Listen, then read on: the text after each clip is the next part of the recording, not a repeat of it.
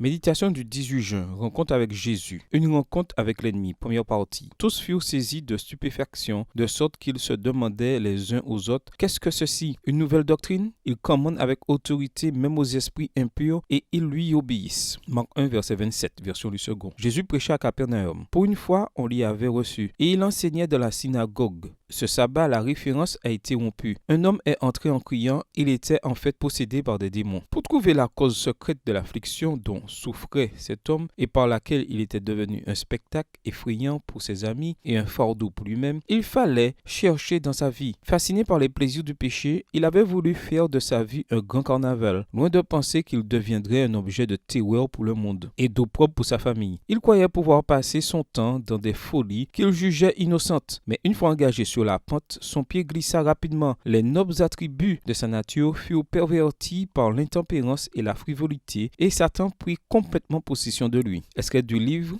Jésus-Christ, chapitre 26, page 215. Combien nous pouvons être proches de tomber dans une telle situation? Nous pensons à tort qu'il y a des choses qui n'apparaissent que dans la Bible ou dans les films les plus effrayants. Mais l'ennemi peut nous posséder beaucoup plus facilement que nous ne l'imaginons. Même s'il n'y a pas de manifestation aussi bruyante que celle de cet homme, il se déplace parmi nous plus que nous ne le pensons. Nous négliger est dangereux et il est très facile de tomber dans ces pièges qu'il a habilement parsemés. Il était déjà trop tard pour cet homme. Une fois qu'il avait voulu récupérer ce qu'il avait perdu, il s'était retrouvé impuissant dans les griffes de l'ennemi. Mais Jésus l'a vu, a chassé les démons. Ceux-ci lui ont obéi et ce pauvre homme a été transformé. Je ne sais pas si tu as déjà ouvert des portes pour que l'ennemi obtienne un laissez-passer. Nous pouvons de façon apparemment innocente lui donner la permission d'entrer, des lectures inappropriées, des jeux spiritistes, des expériences risquées, des films qui l'exaltent et transmettent la peur, des musiques aux paroles qui le vénèrent, etc. Pas besoin de pacte ou de grands sacrifices pour le faire gouverner notre vie. Reconnais à temps qu'il est plus intelligent que toi et cache-toi en Jésus qui est prêt à te délivrer une fois de plus. Fais attention à ces pièges aujourd'hui et demande à Dieu de t'aider à obtenir la victoire de sa main. Bonne journée à toi et que le Seigneur te bénisse.